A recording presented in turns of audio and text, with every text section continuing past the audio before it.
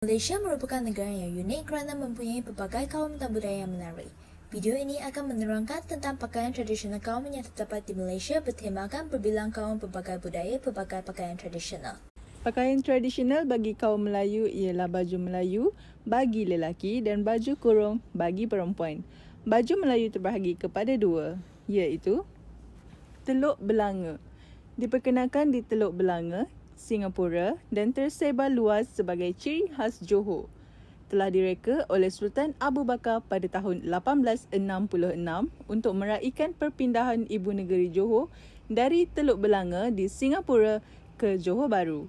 Walau bagaimanapun, istilah ini akhirnya menjadi ciri khas masyarakat Melayu hingga disebut selengkapnya baju Melayu. Seterusnya, cekak musang. Pengertian cekak musang merakamkan imej alami untuk leher baju yang bercekak tinggi berdiri melingkari leher. Ukuran ditentukan oleh lingkaran bulat yang dibuat dengan ibu jari lain yang bertemu hujungnya.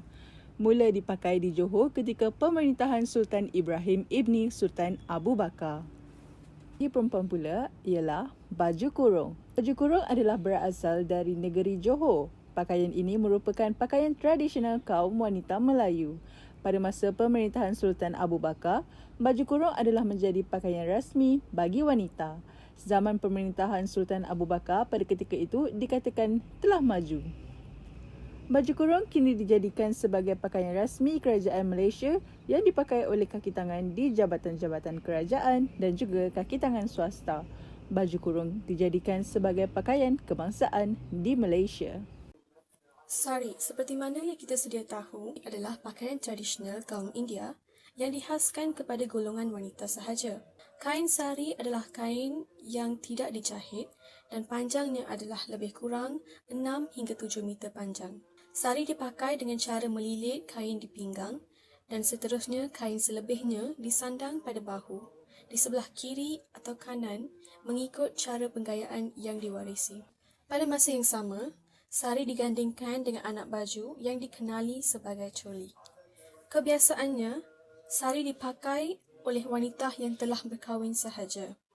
Terdapat beberapa jenis fabrik sari yang terkenal, antaranya Mysore silk, Kanchipuram, Mughal silk, Banarasi, Tusar silk dan sebagainya. Bagi majlis-majlis rasmi dan majlis perkahwinan, pemilihan jenis fabrik sari adalah sangat penting dan diberi keutamaan sehingga sekarang. Dan terdapat pelbagai jenis penggayaan sari mengikut anak benua India yang masih masyhur sehingga kini dengan penggayaannya yang unik.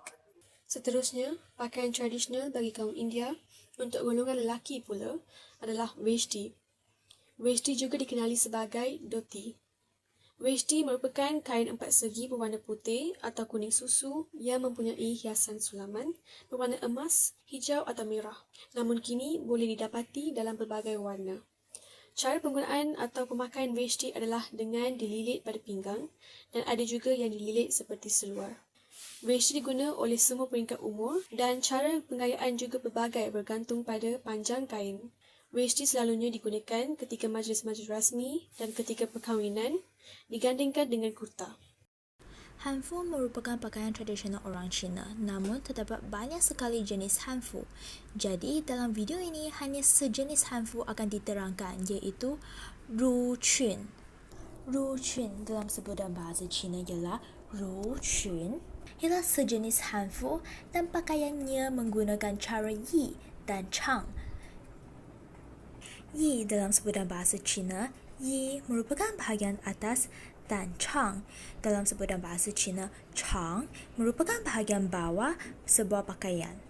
Ruqun muncul pada zaman negeri-negeri berperang dan menjadi popular pada zaman 3 kerajaan sehingga dinasti-dinasti selatan dan utara. Pakaian ini dapat membezakan lagi dengan menggunakan ketinggian tali pinggang skirt, jenis collar dan jenis lengan. Pakaian ini menjadikan pakaian harian masyarakat umum wanita sehingga awal dinasti Tang. Gambar berikut merupakan ruqun yang dipakai oleh lelaki, tetapi pakaiannya tidak dipanggil sebagai ruqun dan ia dipanggil sebagai yi chang. Bahagian ini menunjukkan gambar-gambar jenis hanfu yang lain. Akhir sekali, terima kasih kepada semua yang menonton video ini dan jangan lupa untuk like.